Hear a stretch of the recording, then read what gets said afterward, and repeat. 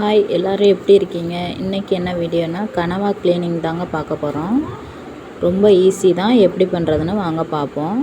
ஒரு 1/4 கிலோ கனவா வாங்கி வச்சுருக்கேன்.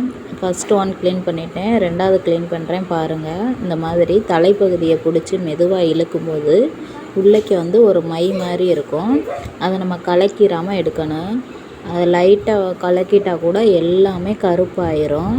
அதனால் பார்த்து பொறுமையாக பண்ணுங்கள். இந்த மாதிரி எடுத்து அதை போட்டுருங்க.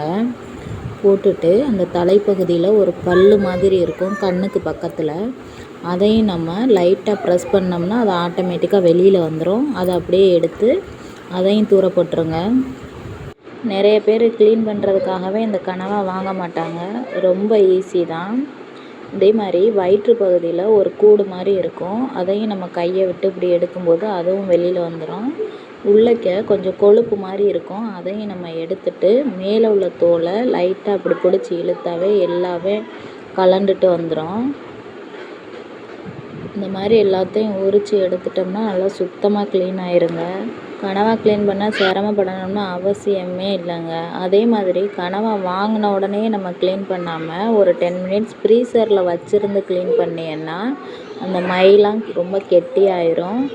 அதுக்கப்புறம் நம்ம க்ளீன் பண்ணும்போது ஈஸியாக இருக்கும்.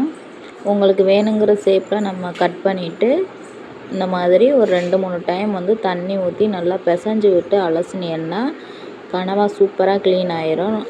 பார்க்கும்போது எவ்வளோ ஒயிட்டாக இருக்குன்னு பாருங்கள். லாஸ்ட்டாக கொஞ்சோண்டு மஞ்சத்தூள் போட்டு க்ளீன் பண்ணி எடுத்துக்கிறேன். அவ்வளோதாங்க. நான் இப்படி தான் க்ளீன் பண்ணுவேன். நீங்களும் ட்ரை பண்ணி பாருங்கள்.